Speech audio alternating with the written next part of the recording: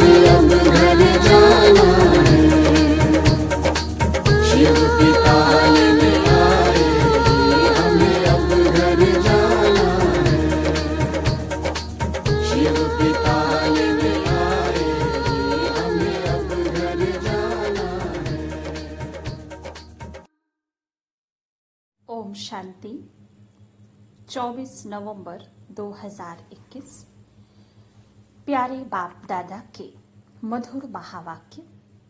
मीठे बच्चे, तुम यहाँ अपनी राजाई तकदीर बनाने आए हो।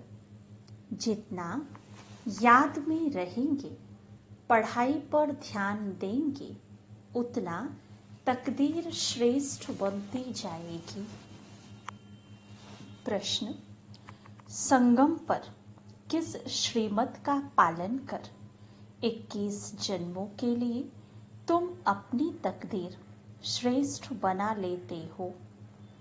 उत्तर, संगम पर बाप की श्रीमत है, मीठे बच्चे निर्विकारी बनो, देही अभिमानी बनने का पूरा पूरा पुरुषार्थ करो।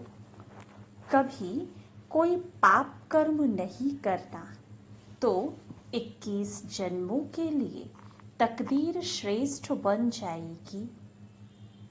गीत है तकदीर जगाकर आई हूँ। ओम शांति। मीठे मीठे रूहानी बच्चों ने यह गीत सुना। अब इन 2 लाइन का अर्थ जिन्होंने समझा वह हाथ उठाएं। यह किसने कहा तकदीर जगाकर आई हूँ? आत्मा ने। सभी की आत्मा कहती है मैं तकदीर बनाकर आई हूँ। कौन सी तकदीर?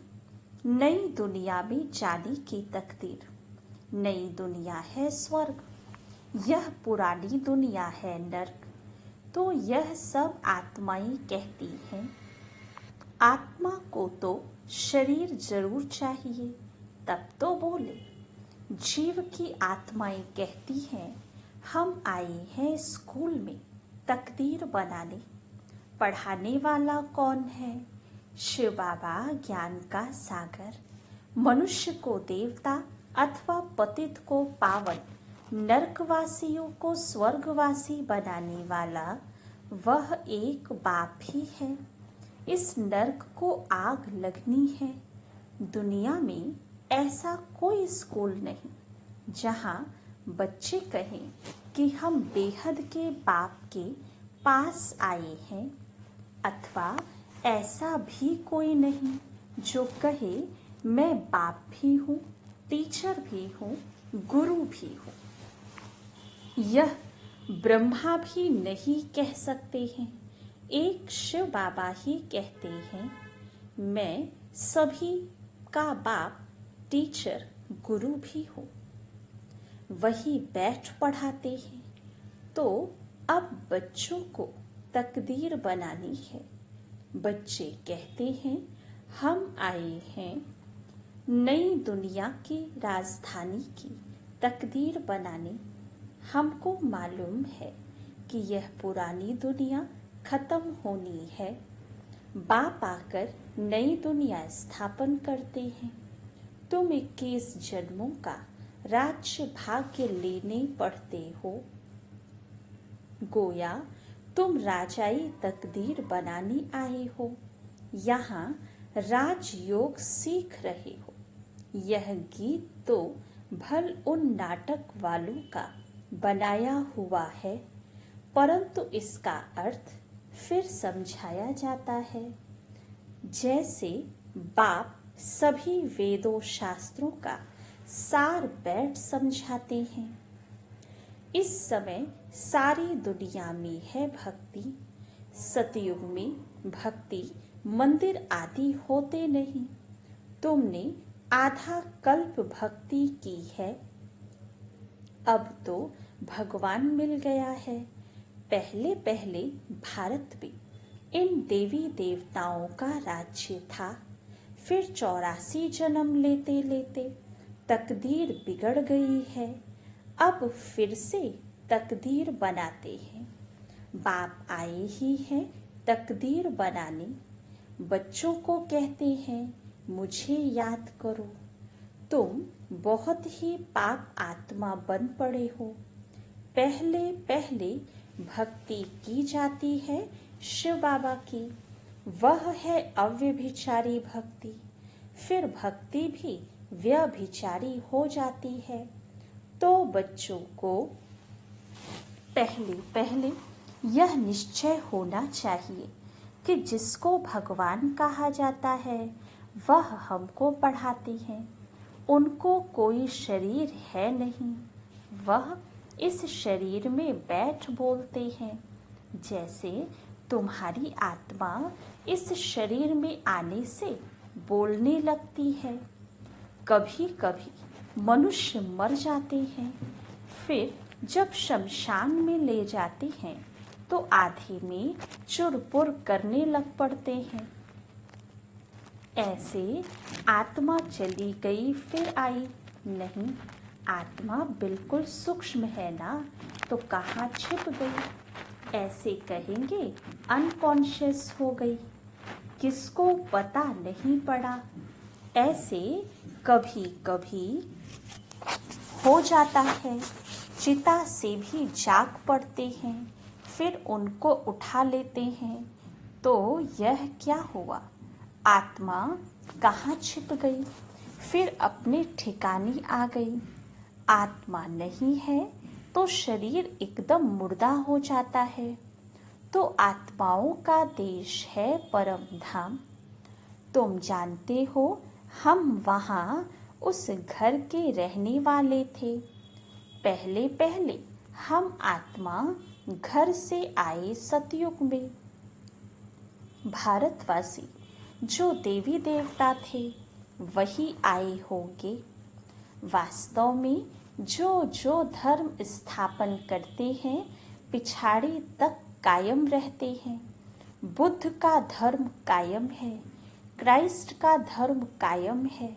सिर्फ देवी देवता धर्म वाले जो राज्य करते थे उनका नाम ही गुम है। कोई भी नहीं है जो अपने को देवी देवता धर्म का कहता हो। बाप समझाते हैं, भारतवासी अपने धर्म को भूल गए हैं। हमारा गृहस्थ धर्म पवित्र था। संपूर्ण निर्विकारी महाराजा महारानी का राज्य था। उन्हों को कहते हैं भगवती लक्ष्मी और भगवान नारायण। वास्तव में भगवान एक है। उनको ही ज्ञान का सागर कहा जाता है। इन लक्ष्मी नारायण में तो कोई ज्ञान है नहीं। ज्ञान का सागर एक ही शिव बाबा है। वह बैठ तुम बच्चों को ज्ञान देते हैं।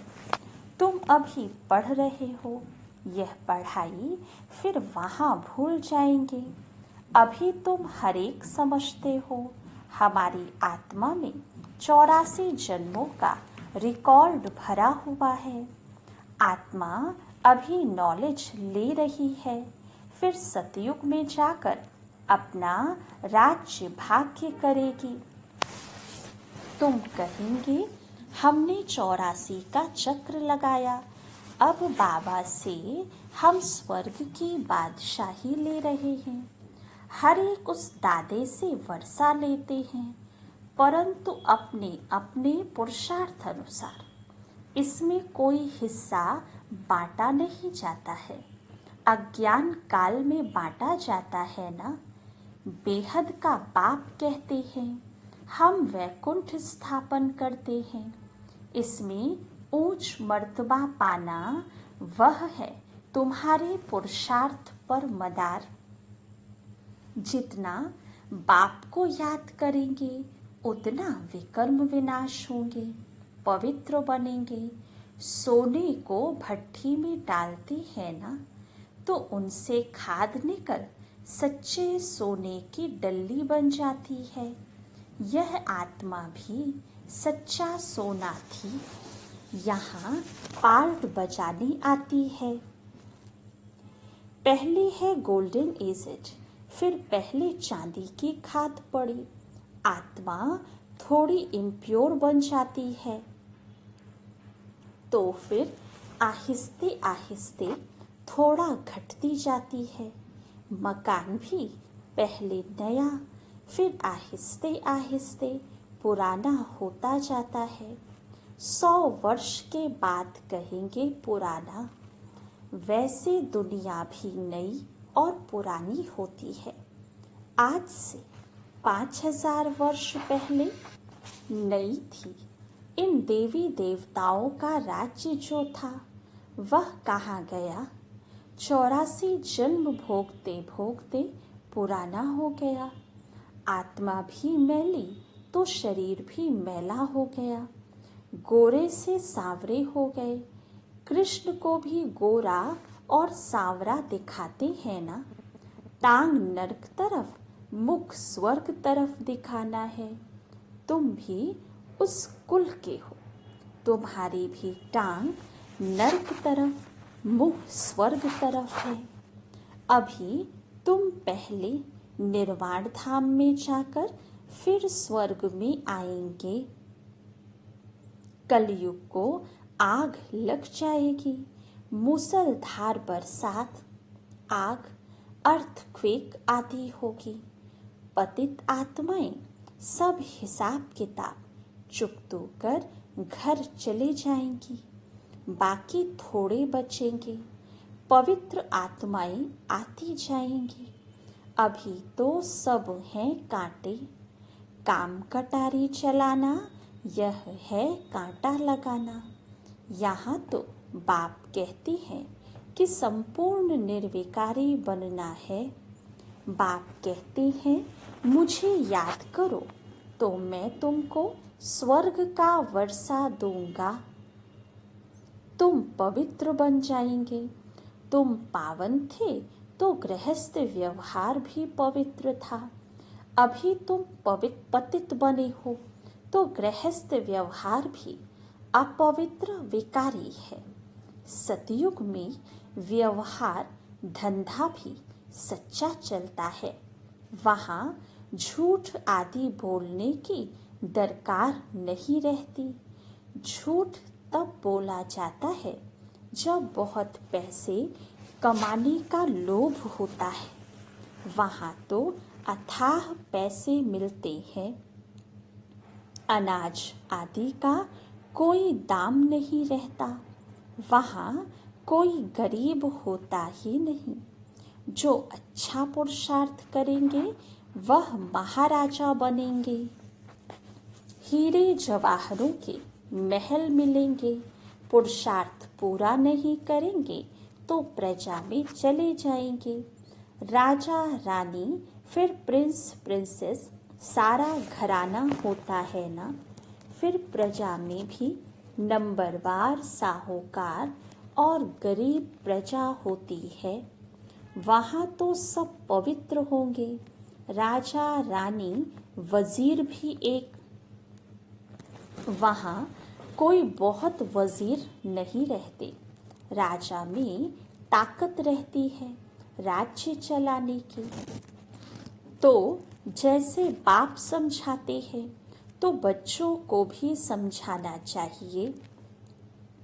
हम भारतवासी देवी देवता थे। सतयुग में हमारा राज्य था। गृहस्थ व्यवहार में हम पवित्र थे, स्वर्गवासी थे। फिर पतित बनते बनते नरकवासी बने हैं, फिर स्वर्गवासी बनते हैं। यह खेल बना हुआ है। स्वर्गवासी एक जन्म में बन जाएंगे, फिर नरकवासी बनने में 84 जन्म लेने पड़ेंगे। सीढ़ी में बड़ा क्लियर दिखाया हुआ है। अभी बुद्धि में आया है कि हम जाकर स्वर्ग में राज्य करेंगे। अभी बाप से वर्षा ले रहे हैं। बाप भी सत्य बताकर नर से नारायण बनाते हैं। वे लोग जो सत्य नारायण की कथा सुनते हैं वह कोई नर से नारायण बनते नहीं। तो वह कथा झूठी हुई ना। यहाँ तुम बैठे ही हो नर से नारायण बनने के लिए। वह ऐसे थोड़े कहते कि पवित्र बनो, मामेकम याद करो। सत्य नारायण की कथा पूर्णमासी के दिन सुनाते हैं। अब इस समय पूर्णमासी कहा जाता है 16 कला चंद्रमा को। जब पिछाड़ी होती है तब चंद्रमा की लकीर जाकर रहती है, जिसको अमावस कहते हैं। अमावस माना अंधियारी रात। सतयुग त्रेता को दिन, द्वापर कलयुग को रात कहा जाता है। यह सब पॉइंट समझने की है। यह शिव बाबा बैठ पढ़ाते हैं। वह बाप भी है, टीचर भी है और गुरु भी है। इनमें प्रवेश कर आत्माओं को पढ़ाते हैं। बाप कहते हैं जैसे इनकी आत्मा भ्रकुटी के बीच में बैठी है। मैं भी आकर यहाँ बैठता हूँ, तुमको बैठ समझाता हूँ। तुम पहले पावन थे, फिर पतित बने हो। अब मुझ बाप को याद करो। पवित्र बनने बगैर घर वापस जा नहीं सकते। पवित्र बनेंगे तब उड़ेंगे। सब पुकारते भी हैं, हे पतित पावन आओ, पावन बनाओ, तब हम उड़ें, अपने घर मुक्ति धाम में जाएं। वह है हम आत्माओं का घर। पतित घर जा नहीं सकते। जो अच्छी रीति शिक्षा को धारण करेंगे तो जल्दी स्वर्ग में आएंगे, नहीं तो देरी से आएंगे। नए मकान में आना चाहिए ना, नए मकान में मज़ा है ना। पहले पहले सतयुग में आना चाहिए। मम्मा बाबा सतयुग में जाते हैं, हम फिर देरी से क्यों जाएं। तुम भी फॉलो करो ब्रह्मा बाप को। बाप को याद करते रहो। कोई बात में तकलीफ होती है तो शिव बाबा से पूछो। श्रीमत से ही श्रेष्ठ बनेंगे। पुरानी दुनिया में तो 5 विकारों रूपी रावण की मत पर चलते आए हो। पहले पहले है देह अभिमान। अभी तुम बच्चों को देही अभिमानी बनना है। मैं आत्मा परम धाम की रहने वाली हूँ। उनको शांति धाम कहा जाता है। ऐसी ऐसी बातें दूसरा कोई समझा न सके। बाप ही समझाते हैं। तुम्हारी आत्मा इन ऑर्गन से सुनती है।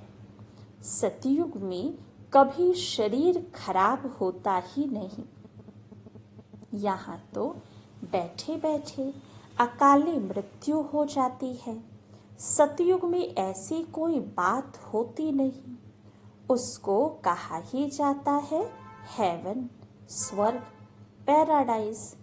फिर हम चक्र लगाकर पुनर्जन्म लेते लेते 84 का चक्र पूरा किया है। फिर बाप आकर बच्चों को स्वर्ग का लायक बनाते हैं। अभी तुम नई दुनिया के लायक बने हो। अभी तो नर्क है। अभी तुम आए हो नर्कवासी से स्वर्गवासी बनने की तकदीर बनाने। कहते हैं हम शिव बाबा के पास आए हैं तकदीर बनाने। कल कल हर 5000 वर्ष के बाद हम तकदीर बनाते हैं। हम स्वर्गवासी बनते हैं। फिर रावण राज्य शुरू होने से हम विकारी बन जाते हैं। अभी सब विकारी पतित हैं। तब आप आकर नई दुनिया स्थापन करते हैं।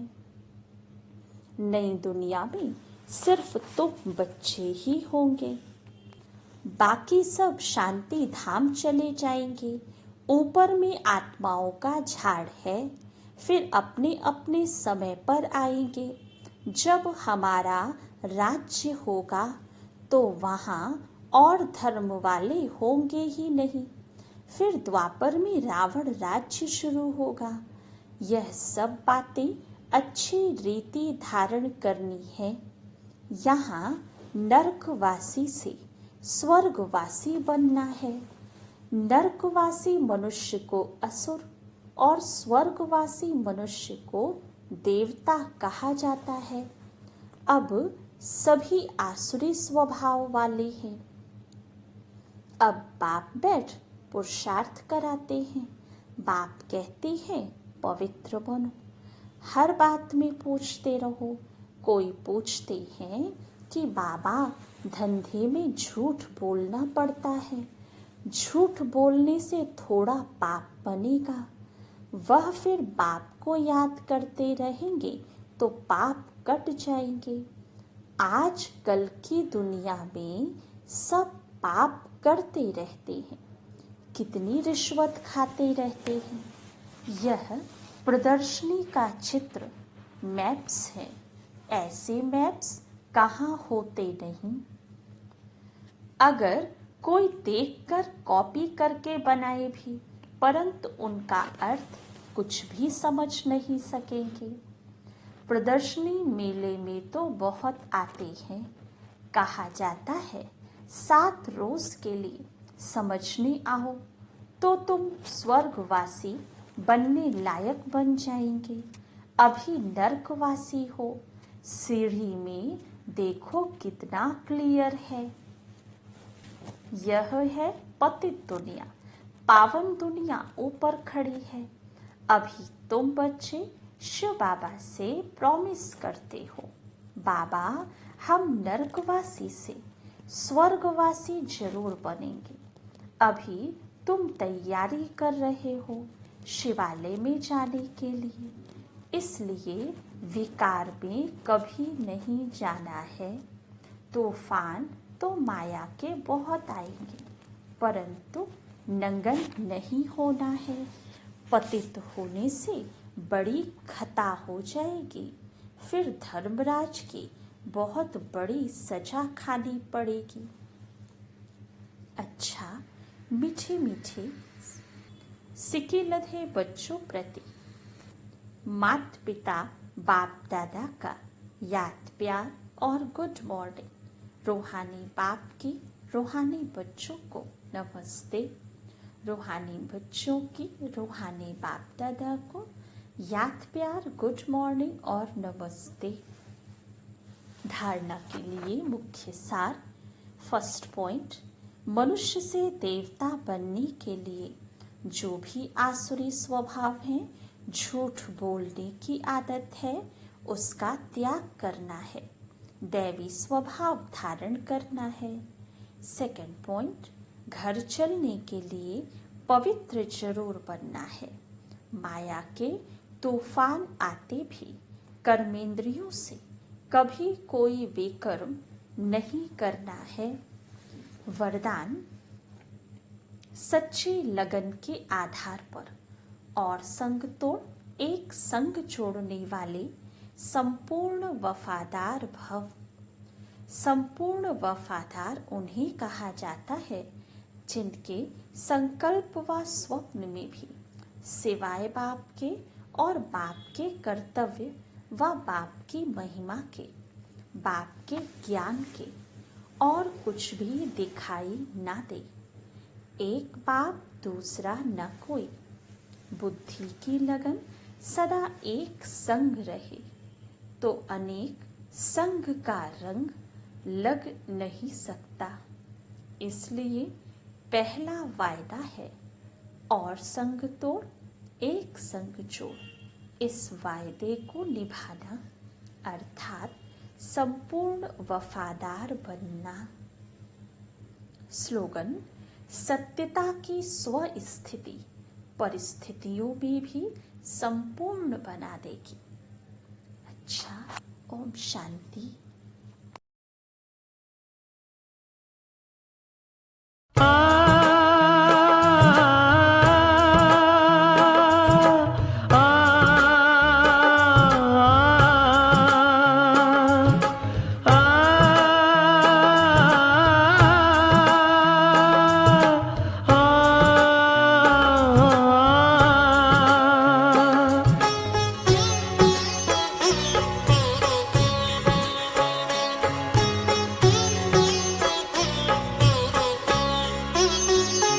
वरदान लुटाने वाले, सद्ज्ञान सुनाने वाले।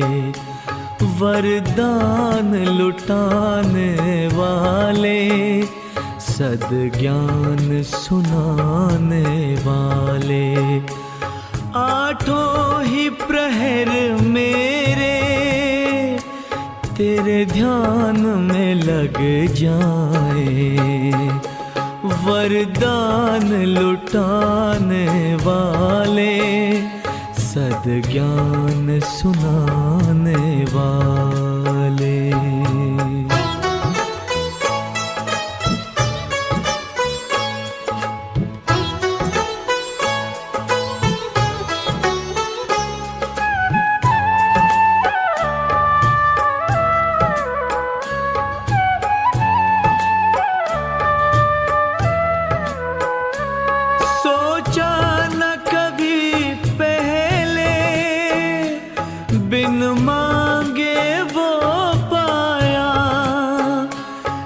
जिसे ढूंढ रही दुनिया, उसने हमें अपनाया,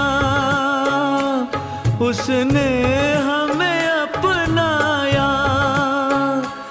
कोई पूछे कौन मिला, मुख कैसे बतलाए। वरदान लुटाने वाले, सद्ज्ञान सुनाने वाले।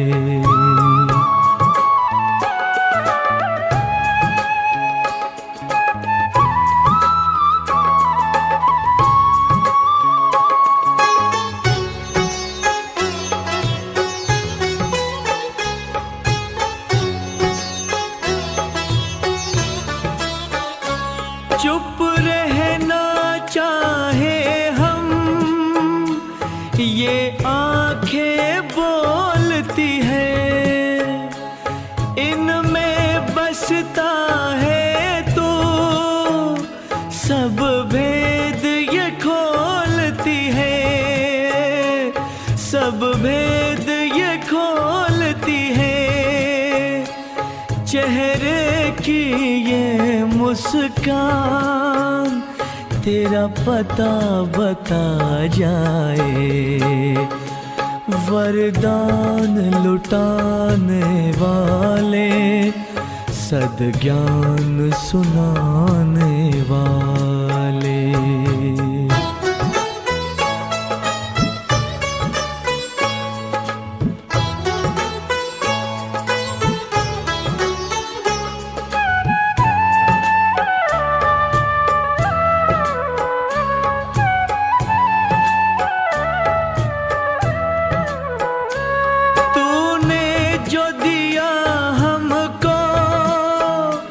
किसी और ने ना देखा, बस हम और तुम थे जब बदली जीवन रेखा, बदली जीवन रेखा।